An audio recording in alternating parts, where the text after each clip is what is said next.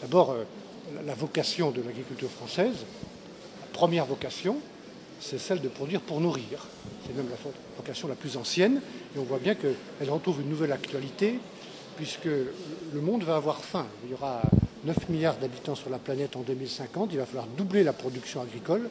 Donc en réalité, d'abord produire pour nourrir, pour répondre à ce défi alimentaire. Mais on peut aussi utiliser la terre, et puis certains produits qui sont issus de l'agriculture et qui ne sont pas utilisés pour l'alimentation, par exemple les plantes, certaines parties des plantes, à travers ce qu'on appelle la biomasse, et pour laquelle on a un usage énergétique, fabriquer de nouvelles énergies, puisqu'on a de moins en moins de pétrole ou de gaz, et puis des produits pour l'industrie, comme tous ceux que j'ai vus fabriquer ici, dans ce pilote formidable de Tarbes.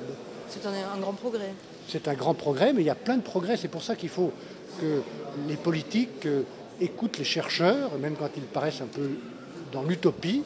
Il y a eu ici des gens qui ont rêvé, qui ont eu raison de dire qu'on pouvait utiliser les végétaux ou une partie des végétaux pour fabriquer des produits industriels et éviter des produits chimiques.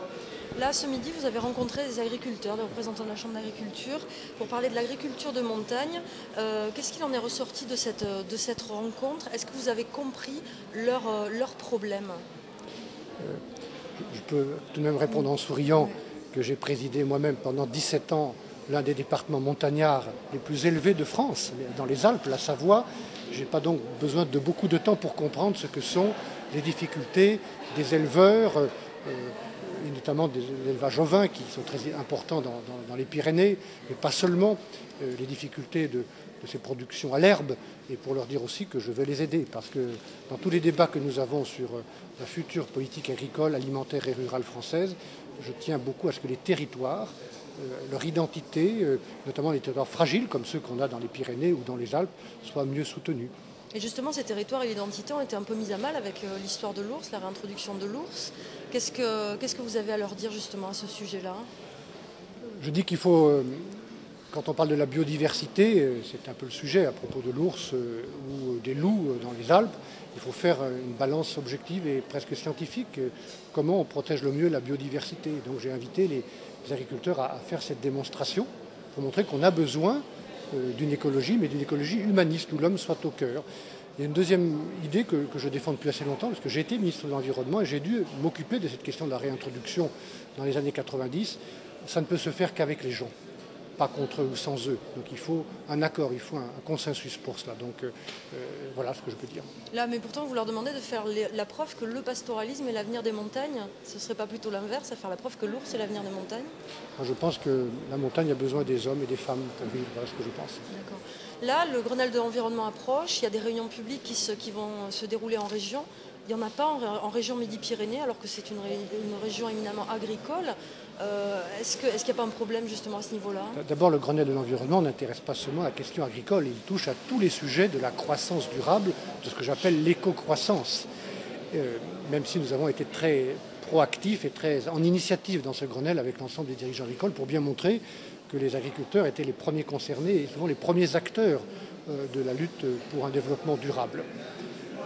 Il y a eu 15 débats qu'a décidé Jean-Louis Borloo, pas un par région, donc il y a des régions qui n'en ont pas sur place chez eux. Ça n'interdit pas de participer au débat le plus proche, comme c'est possible pour les gens de Midi-Pyrénées. En tout cas, moi je suis venu ici, c'est un sujet auquel je participe, et donc j'ai écouté un certain nombre d'idées, de propositions, de critiques que j'emporterai à Paris et que je rapporterai au ministre Jean-Louis Borloo. Oui, parce que justement, ils ont l'impression d'être un peu muselés concernant les OGM, concernant l'ours. Mais ça, ce sont peut-être des polémiques un peu superficielles. Il n'y a pas de débat tout de suite sur place. Il y en a un côté, vous avez un ministre sous la main, vous pouvez lui parler. Nous ne sommes pas sourds et aveugles, à Paris nous écoutons. Et donc, franchement, ce Grenelle de l'environnement, ça a été un des premiers vrais débats. Je suis dans la politique française depuis longtemps. C'est un des premiers vrais débats où pendant des mois, on a sincèrement écouté les autres, rapprocher les points de vue, parfois même de façon improbable. Par exemple, sur la gestion de la forêt, la Fédération nationale de l'environnement, les écologistes, se sont mis d'accord avec les forestiers pour lutter contre les émissions de CO2 et pour créer des énergies renouvelables, on a besoin de la biomasse de la forêt. Donc c'est un vrai progrès démocratique, ce Grenelle de l'environnement. Merci.